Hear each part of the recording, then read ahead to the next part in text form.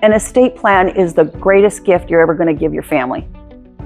It not only preserves your assets so that you can pass on the fruits of all of your hard work over the course of your lifetime, but it also is an amazing tool to preserve relationships between those that you leave behind. Hi, this is Jerry Pletica with Touching Hearts at Home here in Coeur d'Alene, Idaho.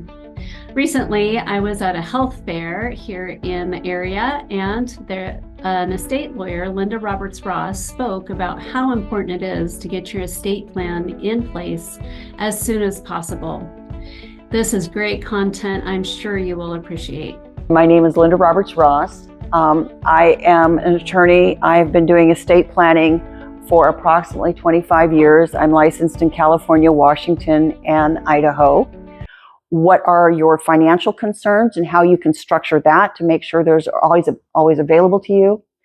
But it is a complex process that I can help simplify for you. And it is, like I said, it's one of those final adulting things that we all say we're going to get to, and it's always put off. My son-in-law passed a month after he turned 41. We had done his trust. And as a result of that, my daughter was well taken care of by him. He knew he was challenged health-wise. He was a second-generation Agent Orange due to his dad's Vietnam service. And so her move into widowhood was eased by the planning that he did, and it made such a tremendous difference. She was able to take 6 months off from work after she'd spent years being a caregiver for him, and just kind of gather herself up, and she did not have to worry about the finances. So that's what life insurance does for you. She would have been relieved of the burden of, she didn't look at it as a burden, but she was working 20-hour days between her job, taking care of the house, and having to work, and making sure that he was always taken care of at the hospital, because you cannot trust hospitals to do proper care unless somebody is watching and watching closely. So we bought a $300 cot so that I could stay with him overnight while she went home, took care of the dogs, did some laundry, and came back the next morning. And we all took shifts. We learned that lesson with my mom. So in any case, it is critical. You will feel so good. You will pat yourself on the back, and the people you leave behind will sing your praises long after you're gone for having done this the right way. So does anybody have any questions I can answer for you? One, but sure. I have my daughter's 20 and she's a junior in college, and she's going to Japan for a semester. And I'm sitting there thinking, I wonder if she needs some. Yes, she should definitely give you a power of attorney for healthcare and financial management. Do those expire? No, not unless they're revoked. Not unless they're revoked. When she went to college and COVID was going on. Right. Is it check the box? Okay. Yeah. I beg people, don't do the check the box thing, because once you've done that and you cannot make those decisions for yourself anymore, it's carved in stone. There's no option. And as I told people before COVID, the most common thing that elders have to worry about as we get older is pneumonia. Because if you have any kind of an injury that limits your mobility, you're very, very susceptible to pneumonia, right? Pre-COVID, if somebody said, got pneumonia and it needs to be on a ventilator so that we can give a round of antibiotics, am I right? Okay, so now you've checked the box, never put me on a ventilator, but you're otherwise healthy. And if you don't go on a ventilator for a short term, you're likely going to pass from pneumonia when you would have a stretch of another 20 or more years ahead of you, otherwise healthy. So you're locking it in, and there's nothing you can do to change it once you lose the capacity to say, no, I don't want that in this circumstance. That's why it requires somebody who's healthy and clear thinking to make those decisions for you when the time comes. Okay. There's some key components to an estate plan.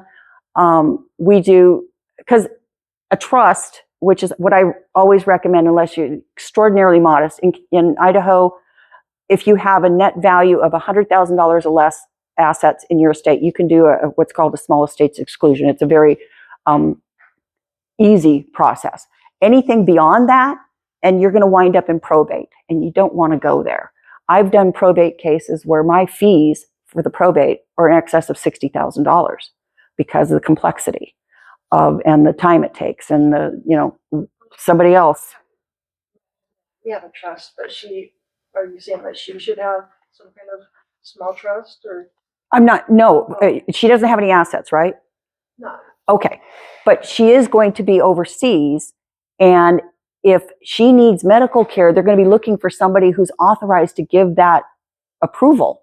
So she should have powers of attorney for not only that, but also financial management, because if she has any assets that you might need to secure or utilize for her care or to pay her bills, so should something happen over there, you need to have, she needs to have somebody that she wants to do that for her.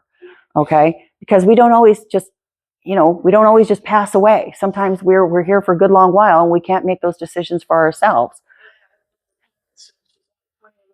It's scary. So of course we have. No, not necessarily. Not necessarily. So yeah, the whole idea of the trust is that it survives you and it doesn't have to go through probate. It can be settled very quickly, and nobody has to go to court. Nobody has to sue each other. And that process, I will tell you, it is disorienting. Have any of you ever been in a situation where you're in a hospital and you're very confused about what's going on? You don't know, or visiting a loved one or anything like that?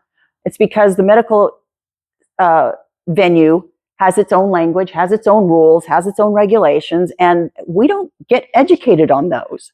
We don't know what the game plan is. We don't know what the rules are. We don't know what's normal. And it's the same thing with the legal forum.